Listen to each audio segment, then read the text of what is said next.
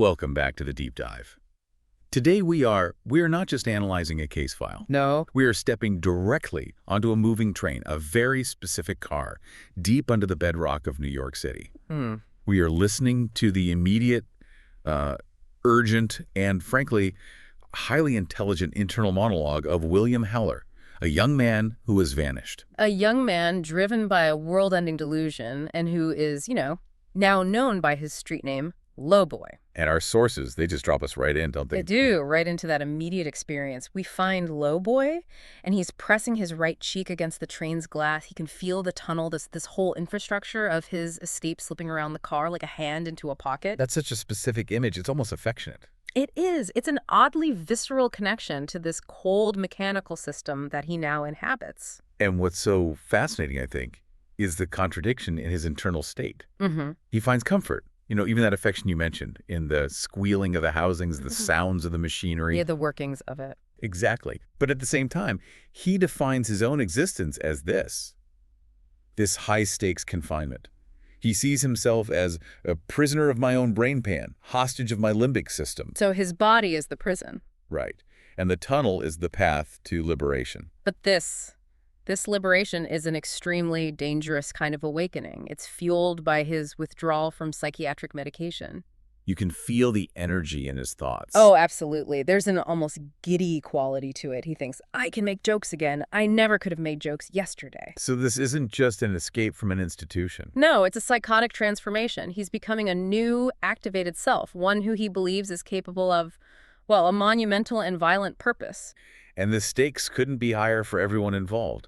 The source material we have today it's a dense packet. Very dense. It's a mix of narrative excerpts, which give us Lowboy's perspective. And then the official police reports tracking the pursuit. And crucially, the psychiatric notes that give us the painful historical context for all of this. We know he's AWOL.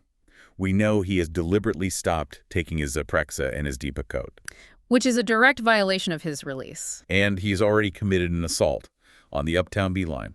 Things are already in motion. So our mission today is a deep dive, really custom-tailored into the psychological and physical architecture of his estate. We need to analyze the cipher he left behind. The world-saving delusion that's driving his journey, definitely. And this incredibly complex web of relationships, his mother, the detective on the case, and the girl he's seeking, Emily.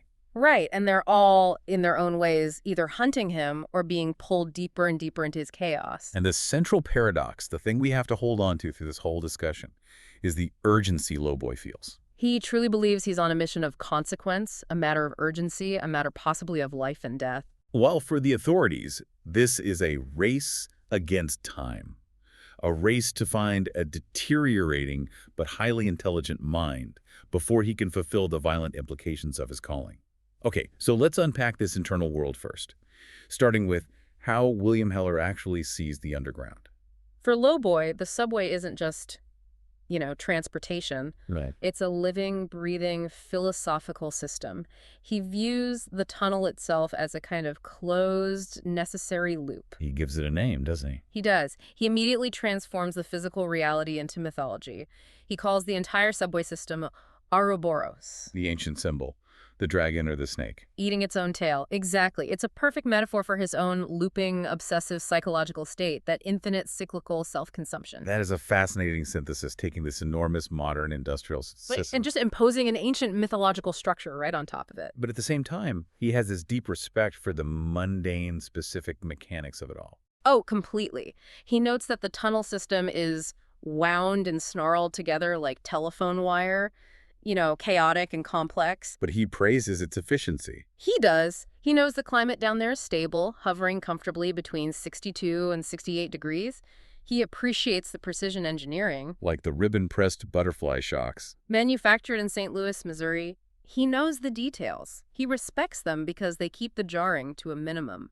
They provide a smooth ride for his mission. This contrast is so telling, isn't it? The ability to hold this abstract Ouroboros concept right alongside the concrete geographical knowledge of where the shock absorbers are made. It's like his intellect is functioning perfectly. He can absorb and process specific data. But all that data is being channeled into this single grand delusional narrative. He's not disconnected from reality. No, he's weaponizing it. He's twisting reality into a complex personal truth. And that weaponization, fortunately for the police, led to his first and maybe his greatest structural mistake. The note. The note.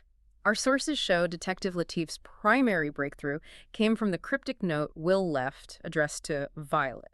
And Lateef, he specializes in SEM special category missing cases.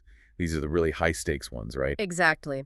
High stakes, often involving severe mental health issues, where the disappearance is intentional and critically structured. So Lateef saw the structure immediately. He did. He noted this case was unusual because it had a clearly defined and symmetrical shape. And the crucial part is that shape wasn't given to it after the fact by the investigator. But before the fact, by the SEM himself, by Will. Will was structuring the investigation for them before it even began. This is where Lateef's own personal interests kind of intersected with his professional need. Right. We learn he treats cryptograms as a hobby, so he recognized immediately that the note used a substitution cipher. Let's talk about what that means, because it's simple in concept, but brilliant in this context. A substitution cipher is just an encryption method where each letter in your message is exchanged for another letter or symbol, but it's not a simple shift like a Caesar cipher. Right, it's not just moving the whole alphabet over by 3 spots. Exactly. The order of the cipher alphabet is jumbled according to a key. So if your key is, say, cat, your cipher alphabet starts C-A-T, and then the rest of the alphabet follows in order, just skipping the letters you've already used. Which makes it much, much harder to break. You have to guess the keyword that generates that irregular sequence. But Lowboy, in his, I guess, immense need for connection and structure, he made the keyword obvious. He did, because the note was addressed to Violet, his nickname for his mother, and it's explicitly noted in the files as his favorite color. Lateef guessed the keyword was, in fact, violet. That's a huge leap of intuition. It is. The sources mention the rush of helpless pride Lateef felt when he cracked it. It was a sign that even in his profound psychosis, Will required this intimate connection to his code. His escape plan had to include his mother. It had to. So once the code is broken, what did the message actually reveal? Because this is the blueprint for the entire pursuit. It is. The note, formally addressed Dear Violet, starts by claiming he feels all right, but then the core urgency immediately follows. In all caps. The world is getting hotter every day. That's the foundation of the delusion. And the language he uses. It's just so urgent. He stresses that the increase in temperature is not slow and steady, but like a snowball, or a mudslide getting faster all time. And he adds that parenthetical, not a joke. It shows how desperately he needs this to be taken seriously. He needs her to believe him. He even defends where the idea came from. He writes, "Not my own invention, Violet, because I read it and I saw it on the news." Which is the truly tragic coherence of his mind. It is. He absorbed real-world climate anxiety, a legitimate global fear, and he filtered it through the lens of his severe mental illness. And transformed it into this specific, localized personal mission. And the solution he presents is, well, it's profoundly intimate and terrifyingly concrete. It requires a personal, physical transformation. He writes that he must open like a flower, Violet, like a flower does in poetry. And then he connects it to himself.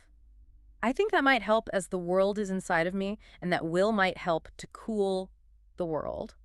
Possibly. The world is inside of me. That gives him this messianic burden. If he is the world, then his physiological state dictates global thermodynamics. It's an incredible responsibility. But opening like a flower, as we learn, requires a price, a necessary sacrifice. It does. The chilling implication follows immediately. To cool the world, bodies will have to get cold now, Violet. Many bodies. And that one line right there that elevates this from a missing person report to an urgent law enforcement priority. A potential mass violence event. The entire mission is predicated on sacrifice. And this high-stakes paranoia, it manifests the second he's on that train. Almost instantly. He fixates on another passenger, a man he identifies as a Sikh. But even this initial, accurate observation is immediately filtered through his delusional framework. He correctly notes the man is wearing a turban. He's identifying him culturally. But then instantly, he registers these conflicting details that serve as proof of a conspiracy. The man has platinum blonde hair underneath the turban. And the smallest feet he'd ever seen on a grown man. Right. And for Lowboy, these details prove the man is contrived, melodramatic, and most importantly, sent by a federal agency to frighten me, to try and make me follow their itinerary. So the entire world immediately becomes a stage set. It's designed solely to test him or to trap him. And when the Sikh man just makes polite conversation, asks him about his school. Lowboy doesn't hesitate. He looks at this man, this operative, in his mind, and just declares it. The world won't make it past this afternoon. This is such a critical takeaway from his opening move. He's not passively experiencing a breakdown in isolation. No, he's actively engaged. It's a prophetic, almost evangelistic mission. He's seeking affirmation for this urgent terminal worldview. And he views every single person he meets as either a helper or a conspirator trying to force him back onto an itinerary that leads to global destruction. The cipher established the rules. This first encounter establishes the stakes. So, to understand the complexity of this pursuit, we really have to profile the professional leading it. Detective Ali Lateef. Right, the specialist in SEM special category missing. And this is a niche field. It involves these structured disappearances, like Will's. And it's not easy work. No, it's high stress, low reward. Our sources note that 70% of SCM cases either go terminal, meaning the person is found dead, or they just go cold, indefinitely. But Lateef clearly thrives in this environment. The complexity seemed to appeal to his solitary, precise nature. It does. We learn he favors 70-80 p.m. records, he enjoys statesmen's autobiographies, and he relaxes with single malt scotch. These are the tastes of a man who prefers structure, history, the slow, deliberate unfolding of a narrative. And one of his colleagues called his approach disappearance envy. Disappearance envy? What does that even mean? I think it speaks volumes. Lateef admires the construction of these perfect escapes. He's almost rooting for the complexity of the puzzle. So that virtuosic approach is key to his effectiveness. But, as we'll see later, it's also his greatest vulnerability. We even learn he was originally named Rufus White. He changed his name. He did, which suggests he also possesses this element of calculated self-reinvention. He understands creating a new identity. And the immediate key to solving Will's structured disappearance is Yda Heller. Violet. Will's mother. She's Lateef's primary source, and the way she presents herself is so critical. She stands like a peasant in a painting by some old master. She has this composed foreign quality. We know she's Austrian, and she slips up by calling high school gymnasium. She just exudes control. She's wearing these orthopedic-looking shoes that somehow make her look more graceful. And she has a beautiful woman's indifference to the chaos of the investigation around her. And this composure is exactly what Lateef has to shatter to get to the truth. And he doesn't waste time. No pleasantries, no grief counseling. He cuts straight through her denial. She opens defensively, doesn't she? My son will not be breaking any laws. And Lateef just confronts her with cold, hard facts. Will is already in violation of Condition 1 of his release by stopping his medication. And he's already committed an assault on the B train. The fact that it happened so quickly proves her denial is just, it's unsustainable. And this is the critical moment of leverage. Under pressure, Yda confirms her profound fear of this exact outcome. She reveals she had requested the state hold Will for an additional 18 months. So she knew this was coming. She knew. She feared this result, yet she was trying to maintain this facade of compliance and confidence for the detective. But the true masterstroke, the manipulation that gets her to really cooperate, is when Lateef reveals his own tactical deficit. Right. Yda assumed Lateef, as a police detective, had full access to all the sealed files on minors. A reasonable assumption. A reasonable assumption that Lateef calls her on. He reveals he only has a clipping from the New York Daily News. Just a newspaper clipping. That's it. And that he merely happened to remember the unique details of Will's case from reading the paper years ago. It's essentially a bluff. And by shocking her into realizing that Detective hunting her son is operating on such limited, non-official information, her protective facade just cracks. She realizes she can't control the narrative if Lateef isn't even following the official state-sanctioned one. And that's when she begins to share these vital, withheld details that she had previously locked down to protect Will and herself. It speaks to Lateef's unique expertise. It's not just about tracing footsteps. No, it's about manipulating the source's psychology. This crucial shared information brings us to a technical deep dive that Yda couldn't provide, but which Lowboy himself explains later. Right, to the woman he meets in the tunnel, Rafa. We need to understand the pharmacology of his med non-compliance, because it's the physical foundation for the whole delusion. Lowboy stopped Depakote and Zyprexa, Both are powerful mood stabilizers, antipsychotics. And he explains why he stopped Depakote. He says it makes you not want to do it, meaning sex, desire, life force. Which would directly sabotage his mission to open like a flower and consummate the calling. Exactly. But the technical reasoning he provides is surprisingly sophisticated. He explains to Rafa that these psychotropic drugs are fat-based, they all are, to get past the blood-brain barrier. Which is pharmacologically sound. The blood-brain barrier, it protects the central nervous system, and it's a lipid-based structure. Right. It's designed to keep water-soluble molecules out. So for a drug to work on the brain, it generally needs to be highly lipophilic fat-soluble to pass through that fatty membrane. And Lowboy articulates this perfectly. He does. He notes that the blood-brain barrier is made out of fat, actually. But then he explains the tragic physiological trade-off. While the drugs successfully cross the barrier to do their job, The rest of the body struggles to process the excess lipid-based material. He says, the rest of your body has a hard time with fat, so it stays in your blood. and that causes the side effects. The lethargy, the sexual dysfunction, the feeling of life force being drained. The very thing he links to the world getting cold, and the way he describes the brain floating in this fatty environment. Floating in jelly, sort of like a French pâté. It's chilling. It demonstrates that his intelligence is still completely acute. He can describe the complex interaction of lipid solubility and the central nervous system with this terrifying, almost poetic precision. But that coherent intelligence is wholly devoted to justifying his delusion. The medication makes him feel sterile, and therefore it must also be heating the world. So by stopping his meds, he believes he is reclaiming his potency and launching his global cooling mission. So now that we understand the psychological and the pharmaceutical fuel for his escape, we have to return to the location. The MTA subway system. And this brings us back to Yda Heller, who gave Lateef the missing mythological context that explains why Lowboy immediately went underground. Right. Yda recounts the stories Will's grandfather, Richard, used to tell him to help him fall asleep. And the crucial myth is about the quiet river. Musiquantus, a river running deep beneath Manhattan, approximately tracing the line of Broadway. This isn't just a bedtime story, is it? It provides a foundational belief system for Will. It really does. Richard would tell him you can't get rid of a river, you can only dig it under. They've had to close whole stations down because of it. The river as a suppressed force that shapes the city from below. So for Lowboy, the persistent streams of water, the dampness, the floods trickling between the tracks, they aren't accidents or leaks. They're the sidearms and tributaries of the Musiquantus. And he imagines following them out to the sea.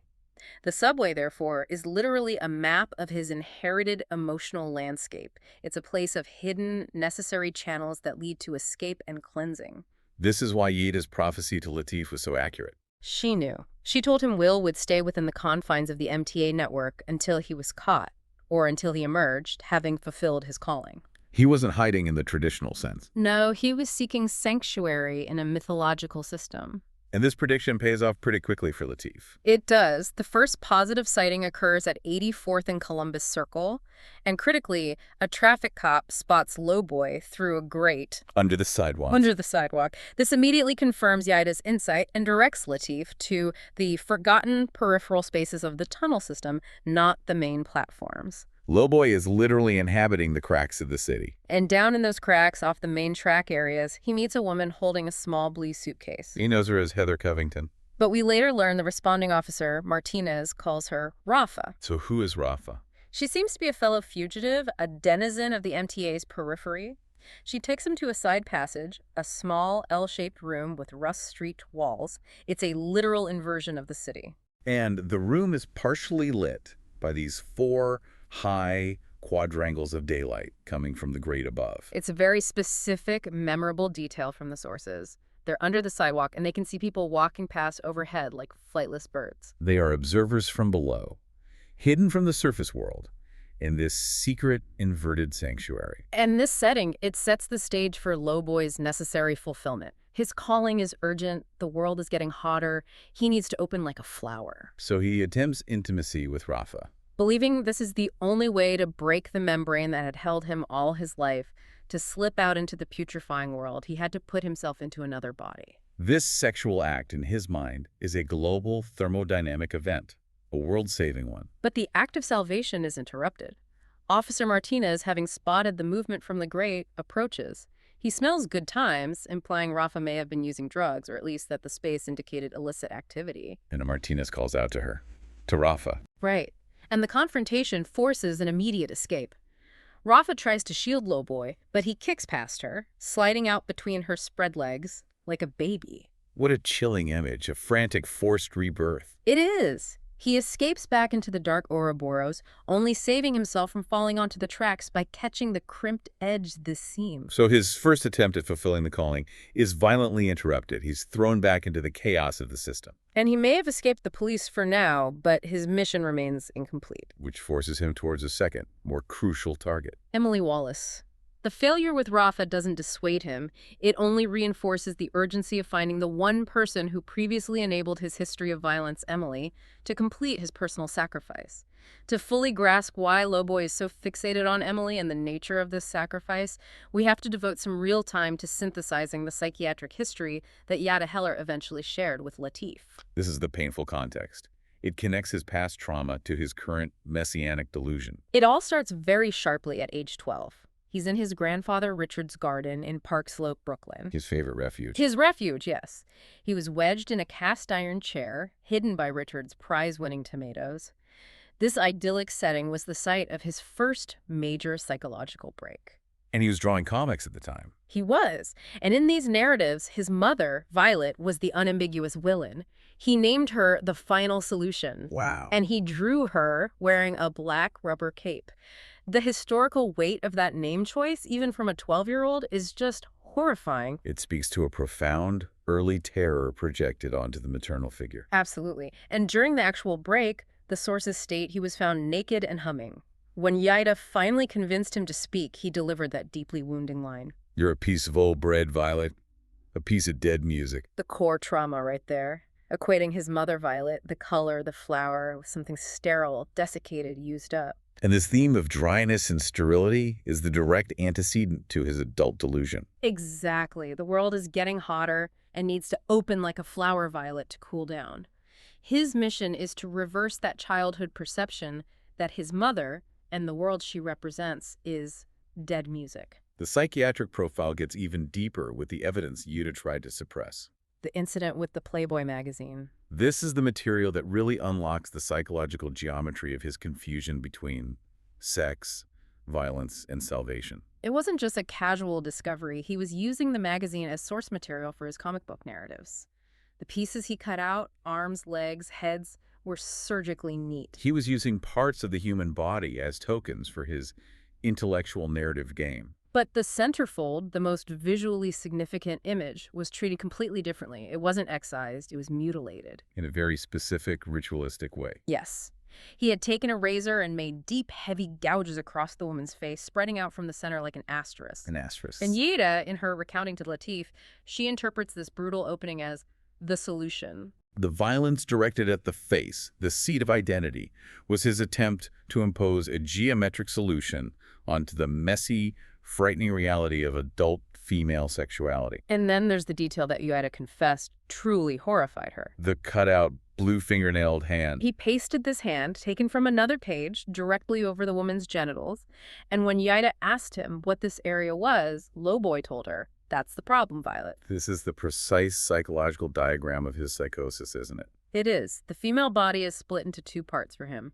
The violent asterisk solution on the face, and the blue fingernailed hand covering the sexual center, which is the problem. And his mother's name, Violet, links the whole thing directly to his trauma. The problem of life, sex, and heat must be solved by the messianic violence of the solution. This complexity forced him into psychiatric care, which brings us to Dr. Kopek, his former therapist. And the dynamic here is important. Yda removed Will from Kopek's care just before his initial arrest.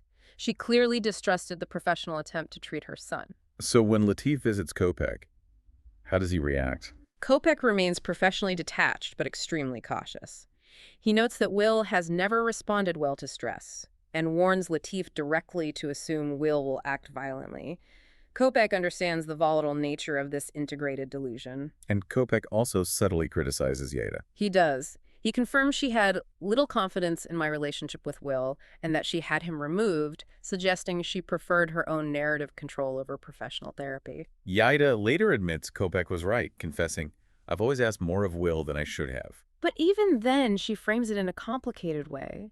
She suggests Kopech was in love with Will, indicating this messy emotional triangle surrounding Will's treatment. That's a crucial insight into Yda's character. She's willing to admit her own failings, but only by framing them in relation to others' emotional investment in Will.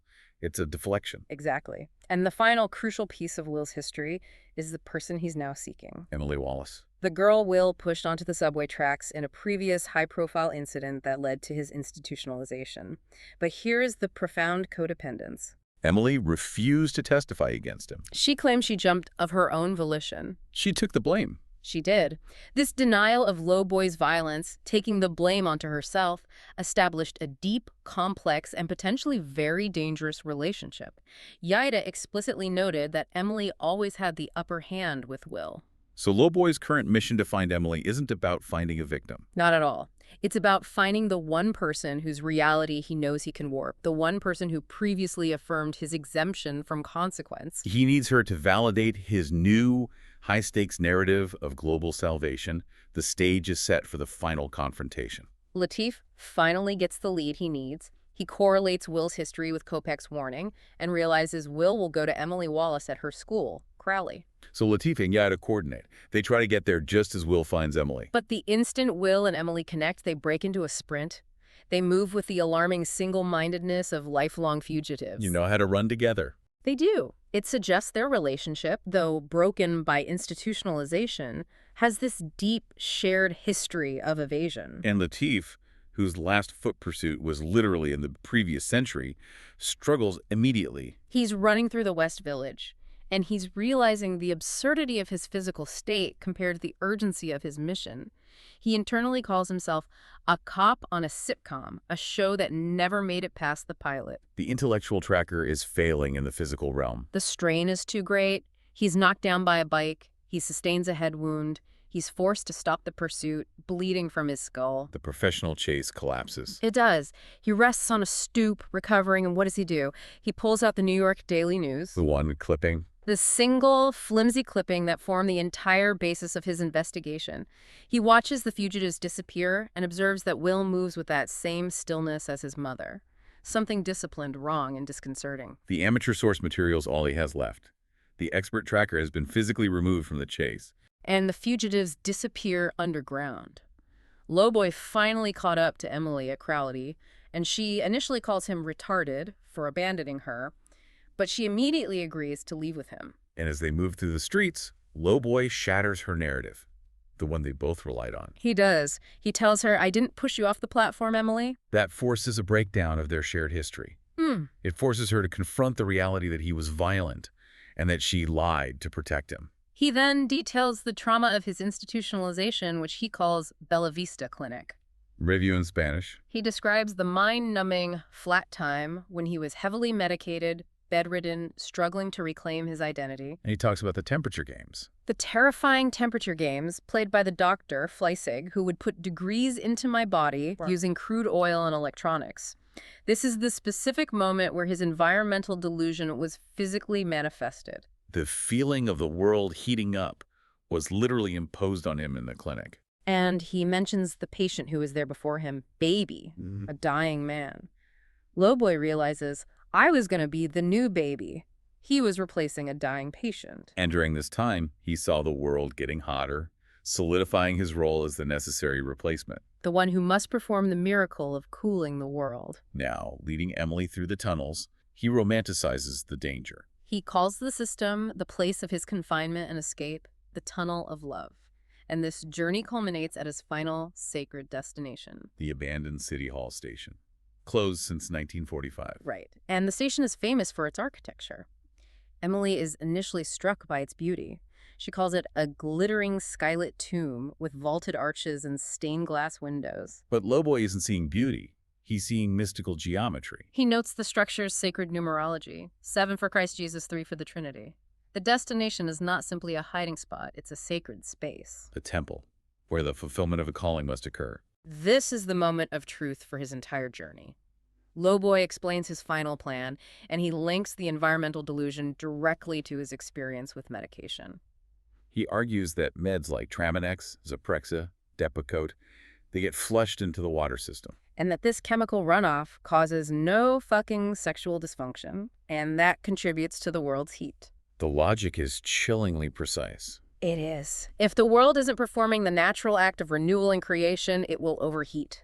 To save the world, to cool it, he must consummate the mission with Emily. The one person most intertwined with his history of denial and violence. And when he attempts the final, forced act of intimacy, the reality of the violence shatters Emily's codependence. Her compliance is gone. She fights back. She does. The source material notes she raked a copper key across his chest, cutting him sharply between the tits. The location of the wound is profoundly symbolic. Correctly across the sternum, the very place where the flower was supposed to open. The calling fails. He falls back, bleeding, realizing his mission has been physically thwarted. Yet, in his final moment of collapse, the delusion provides a soft landing for him.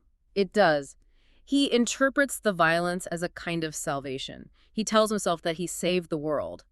The self-inflicted ritual performed through another person provides the necessary closure for his psychotic narrative. The physical collapse is followed by the psychological confession. He finds a payphone in a nearby station, and he calls Violet, his mother. He confesses he fucked up and that Emily cut me right between the tits. He repeats his belief in the calling, but notes that Emily couldn't hear him. Right. She was preoccupied by the beauty of the arches, only telling him everything was beautiful instead of confirming the mission's importance. So Lowboy is found and captured, tracked by a new sighting to the 4 train near Union Square. Lateef is informed. And he finds Yda at Union Square, the final destination of his search. But he doesn't find the composed, indifferent woman he confronted days before. What does he find? He finds Violet hidden under the stairs, prematurely aged, almost past recognition. She's muttering, saying, "It's gone bright, please turn it off." She's collapsed.